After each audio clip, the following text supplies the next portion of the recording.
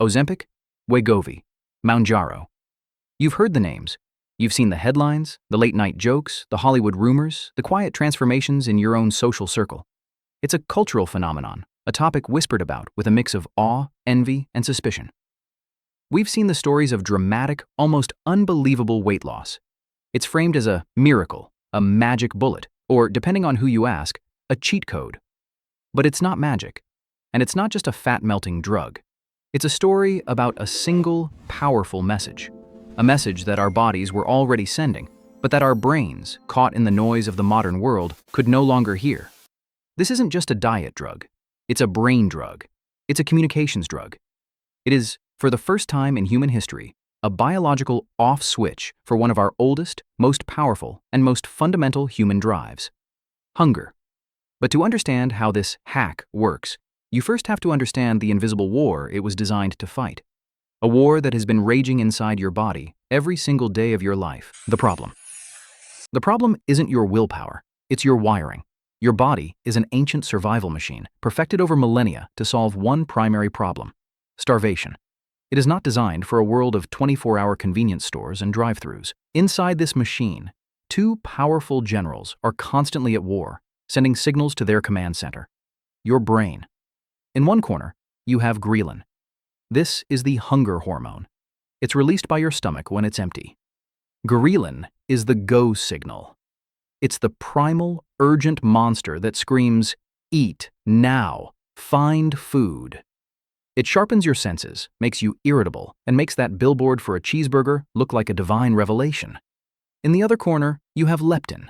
This is the satiety hormone. It's released by your fat cells. Leptin is the stop signal. It's the calm, rational manager that reports back to the brain, "Sir, the energy reserves are full. We have enough fuel. You can stand down." In a perfectly balanced world, this system works. You get hungry, you eat, your fat cells release leptin, and your hunger fades. But our modern world broke the system. We developed something called leptin resistance.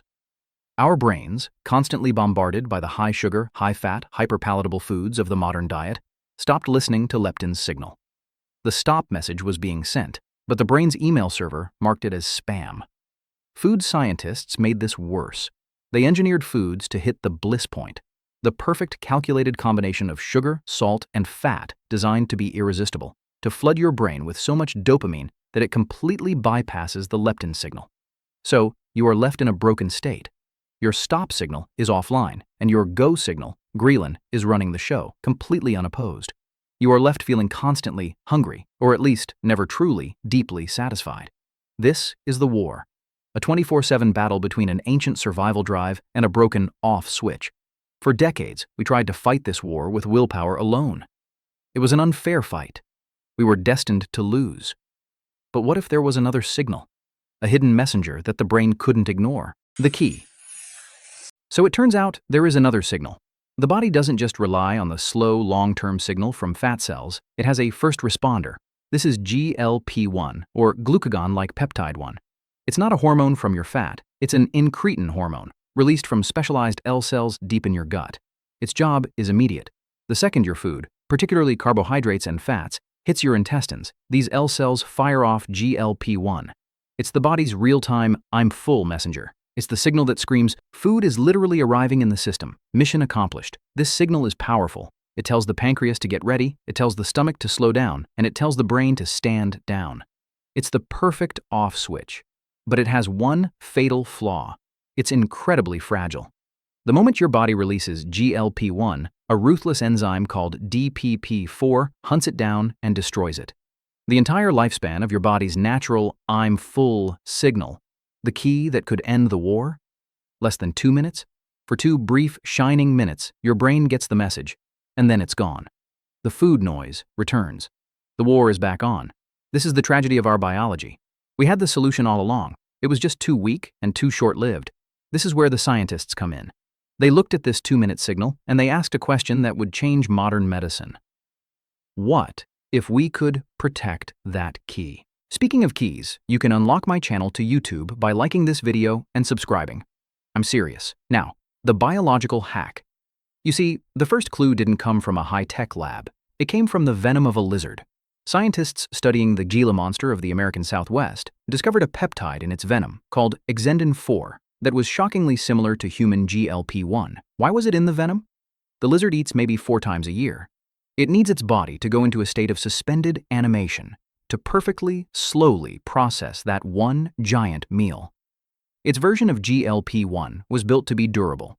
It was naturally resistant to that assassin enzyme, DPP-4. This was the eureka moment. It proved that a long-lasting GLP-1 was possible.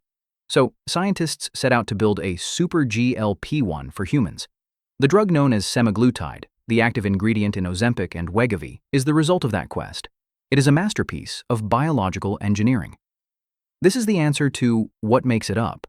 It's a GLP-1 receptor agonist. It's a mimetic, a master key designed to be almost identical to your natural hormone, but with 2 ingenious upgrades. First, the shield.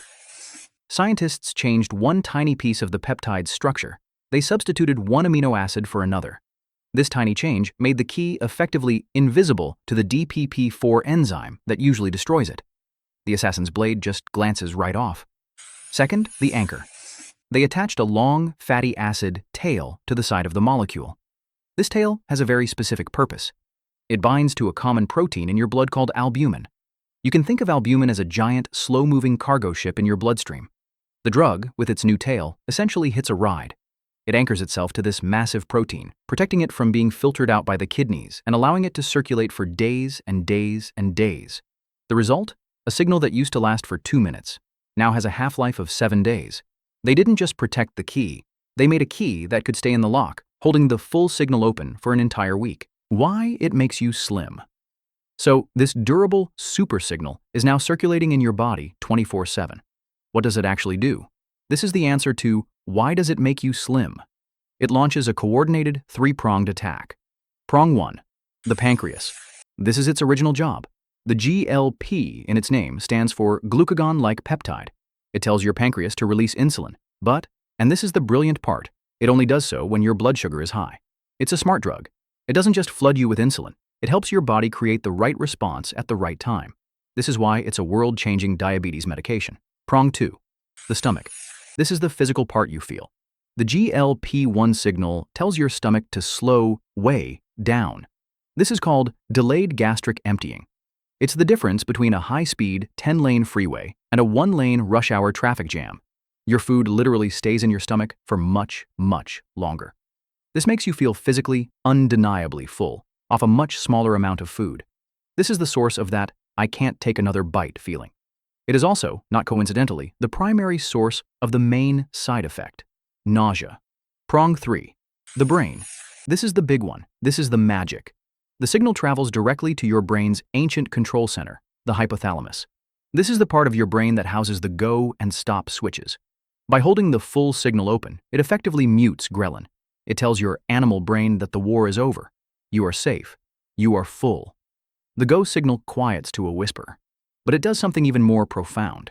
It also travels to your brain's reward pathway, the nucleus accumbens, and the dopamine system. This is the part of your brain that controls food noise. This is the part that obsesses, craves, and gets a hit of pleasure from eating. And the GLP-1 signal dulls it. This is what people on the drug describe as so uncanny. It's not just that they aren't hungry, it's that the desire itself is gone. The food noise that has been the soundtrack to their entire lives just stops. Food stops being a source of obsessive pleasure and becomes just fuel.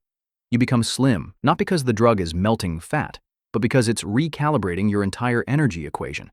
It fundamentally hacks the biological and psychological signals that create hunger, allowing you to finally eat less without the white-knuckled psychological torture of willpower. The signal and the self. This is an entirely new paradigm. These drugs are the first truly effective tool against obesity because they don't just ask for more willpower. They change the biological reality.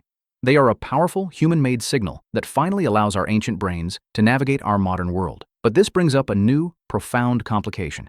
The drug silences the food noise, but it doesn't solve the reason for the noise. It doesn't fix your stress. It doesn't cure your boredom. It doesn't heal your trauma. It doesn't undo the lifetime of habits that taught you to reach for food as a source of comfort, celebration, or distraction. The drug removes the behavior, but it doesn't remove the cue. This is the new frontier. This is the what now. This drug is not a cure. It's a tool. Perhaps the most powerful way to see it is as a biological pause button. It's a truce in the war. It's a ceasefire that gives you the quiet, the mental space, and the biological freedom to finally do the real psychological work. The quiet to build new habits, to find new comforts, to untangle the why behind your eating without the constant deafening scream of the go signal. This isn't just the science of weight loss. It's the science of signals. And for the first time, we are learning how to write the code ourselves. We've written a new, powerful line of code that can silence the noise in our biology. The only question left is what we will choose to do in the quiet. If you enjoyed this video, please give it a thumbs up and subscribe. Thank you.